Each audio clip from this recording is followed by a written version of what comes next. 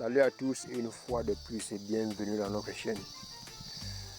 Aujourd'hui nous allons parler d'un sujet très important parce que c'est un sujet très pertinent. Nous sommes juste là pour aider les jeunes à ne pas faire certaines erreurs que nous voyons donc couramment faire puisque nous sommes aussi dans le domaine de l'entrepreneuriat et on ne peut pas s'en passer. Vous savez, nous allons parler aujourd'hui de l'agriculture. Comment entreprendre dans l'agriculture? Nous voyons les jeunes faire beaucoup d'erreurs. Vous savez, quand vous n'avez rien à la base, reconnaissez que vous n'avez rien et adoptez des stratégies qui vous permettront d'en avoir. C'est simple. Si tu ne reconnais pas que tu n'as rien, tu ne pourras pas adopter les stratégies nécessaires. Vous savez, n'ayez pas ce qu'on appelle le syndrome de l'objet brillant. Le syndrome de l'objet brillant, c'est quoi? Quand on voit ici donne un coup, quand on voit que là-bas donne un coup, quand on voit que là-bas donne un coup, à la fin, on n'a même pas les pistes ni les directions. Et c'est la difficulté que les gens ont dans l'entrepreneuriat agricole. C'est le problème que les gens ont dans l'agriculture. Vous savez, plusieurs veulent se lancer dans l'agriculture, mais ne savent même pas parfois par quoi commencer. Or, on les voit courir derrière la culture cacaoyère. C'est une très bonne culture. C'est très bien même, c'est très pertinent même d'investir dans le cacao. Mais sauf qu'il y a une petite difficulté, un petit problème. Le problème c'est quoi? Le problème est que le cacao fait pratiquement 3 ans de travail intense avant de commencer par donner ses premières fleurs. Les premières fleurs qui ne font pas forcément les fruits. Les carbos cacao temps pour moi. Maintenant, quand ça monte à 4 ans, ça veut dire quoi? Un champ, supposons d'un hectare, sera en train de donner peut-être un seau de 15 litres de fèves de cacao.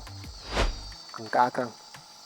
C'est en 5 ans, tu peux commencer par espérer 2 cuvettes à 3, en fait, maxer un sac de cacao, un sac de fèves de cacao dans un hectare. Après 5 ans, ça c'est un fait.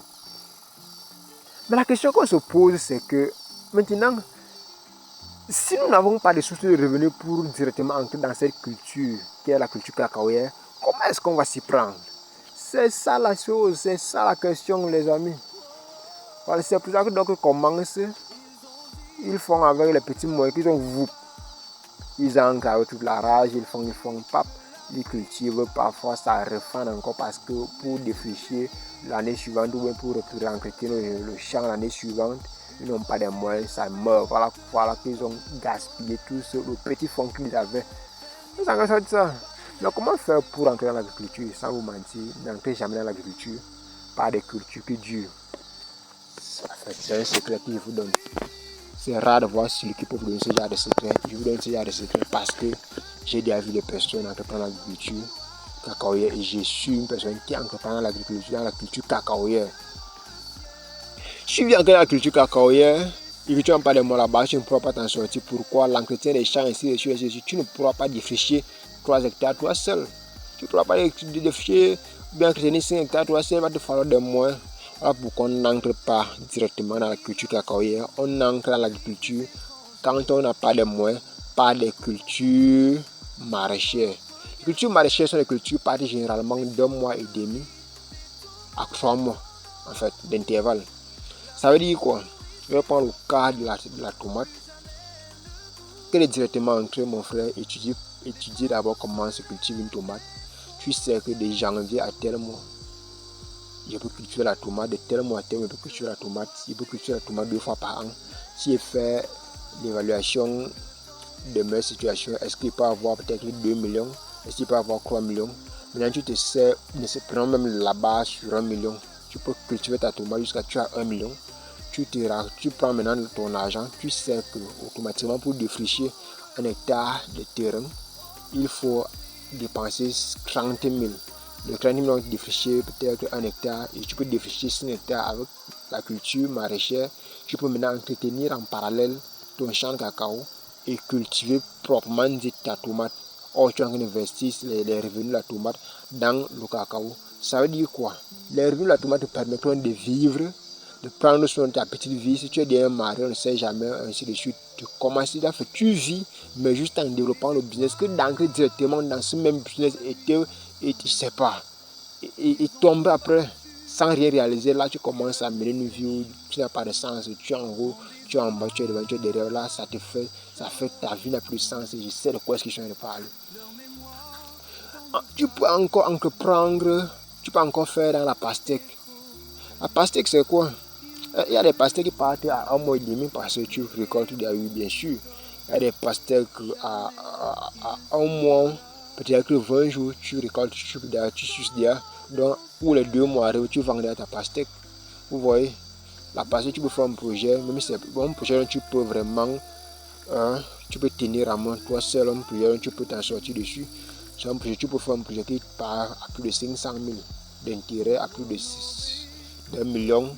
2 millions, tu peux faire un projet qui part à plus de 5-4 millions d'intérêts en fonction de tes petits moyens. Mais à la base, tu commences de telle sorte que tu puisses avoir un certain niveau de moyens pour maintenant refinancer le secteur où tu es maintenant avant de financer la chose dans laquelle tu veux réellement investir, qui est peut-être la culture cacaoyère. Vous voyez, avec ça, tu vis.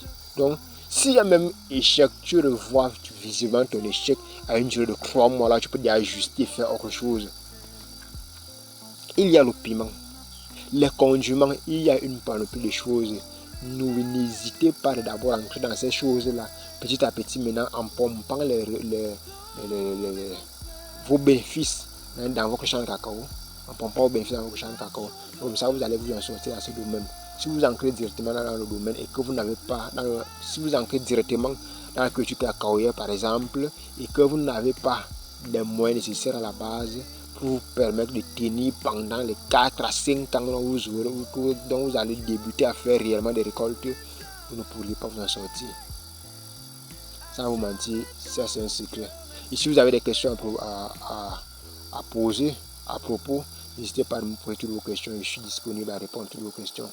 À la prochaine.